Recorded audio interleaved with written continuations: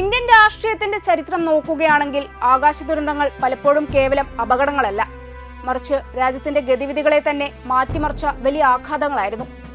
ഏറ്റവും ഒടുവിൽ 2026 ജനുവരി 28-ന് മഹാരാഷ്ട്ര ഉപമുഖ്യമന്ത്രിയും ബരാമതിയുടെ കരുത്തനുമായ അജിത് പവാർ വിമാനാപകടത്തിൽ മരണപ്പെട്ടത് രാജ്യത്തെ വീണ്ടും ഞെട്ടിച്ചിരിക്കുകയാണ്. 6ാം തവണയും ഉപമുഖ്യമന്ത്രിയായി സത്യപ്രതിജ്ഞ ചെയ്ത് അധികാരത്തിന്റെ ഉന്നതിയിൽ നിൽക്കുമ്പോഴാണ് ബാരാമതിയിൽ വിമാനമിറങ്ങാൻ ശ്രമിക്കുന്നതിനിടെ മരണം അദ്ദേഹത്തെ തട്ടിയെടുത്തത്. ഈ വിയോഗം മഹാരാഷ്ട്ര രാഷ്ട്രീയത്തിൽ വലിയ ശൂന്യത സൃഷ്ടിക്കുമ്പോൾ സമാനമായ രീതിയിൽ ആകാശങ്ങളിൽ അസ്തമിച്ച മറ്റ് രാഷ്ട്രീയ നക്ഷത്രങ്ങളെയും രാജ്യം ഓർത്തെടുക്കുന്നു. 1980 ജൂൺ 23-ന് ഡൽഹിയിൽ പരിശീലന പറക്കലിനിടെ ഉണ്ടായ വിമാനാപകടത്തിലാണ് കോൺഗ്രസ് നേതാവും മുൻ പ്രധാനമന്ത്രി ഇന്ദിരാഗാന്ധിയുടെ മകനുമായ സഞ്ജയ് ഗാന്ധി മരണപ്പെട്ടത്.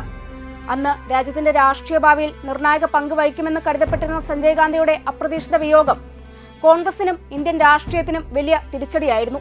അതിന് 2 ദശകങ്ങൾക്ക് ശേഷം 2001 സെപ്റ്റംബർ 30-ന് ഉത്തർപ്രദേശിലെ മെയിൻപൂരിക്ക് സമീപമുണ്ടായ വിമാനാപകടത്തിൽ മുൻ കേന്ദ്രമന്ത്രിയും മുതിർന്ന കോൺഗ്രസ് നേതാവുമായ മാധവ് റാവു സിന്ധ്യ കൊല്ലപ്പെട്ടു.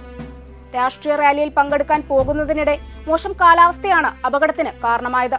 ദേശീയ രാഷ്ട്രീയത്തിൽ മിതത്വവും സമവായവും പ്രതിനിധീകരിച്ചിരുന്ന ഒരു നേതാവിനെയാണ് രാജ്യത്തിന് ആ ദുരന്തത്തിൽ നഷ്ടമായത്. 2002 മാർച്ച് 3-ന് ലോക്സഭാ സ്പീക്കറും തെലുങ്കുദേശം പാർട്ടി നേതാവുമായ GMC ബാലയോഗി ആന്ധ്രാപ്രദേശിലുണ്ടായ ഹെലികോപ്റ്റർ അപകടത്തിൽ മരണപ്പെട്ടു.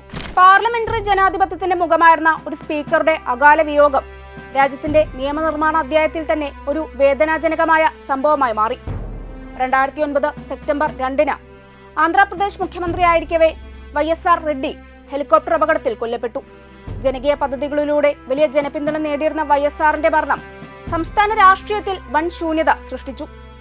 2011 ഏപ്രിൽ 30-ന് അരുണാചൽ പ്രദേശ് മുഖ്യമന്ത്രിയായിരുന്ന ദോർജി ഗണ്ഡു ഹെലികോപ്റ്റർ അപകടത്തിൽ മരണപ്പെട്ടു. ഇത്തരത്തിലുള്ള ആകാശ ദുരന്തങ്ങൾ വ്യക്തികളുടെ മാത്രമല്ല, രാഷ്ട്രീയ സംവിധാനങ്ങളുടെയും ജനവിശ്വാസങ്ങളുടെയും വലിയ നഷ്ടങ്ങളായാണ് മാറിയിട്ടുള്ളത്. ഇന്ത്യയുടെ ജനാധിപത്യ ചരിത്രം പരിശോധിക്കുകയാണെങ്കിൽ ഈ ദുരന്തങ്ങൾ ഇന്നും ഓർമ്മിപ്പിക്കുന്നത് അധികാരവും ഉത്തരവാദിത്വവും വഹിച്ചിരുന്ന നേതാക്കളെ ഒരു നിമിഷം കൊണ്ട് നഷ്ടപ്പെടുന്ന ക്രൂര യാഥാർത്ഥ്യങ്ങളാണ്.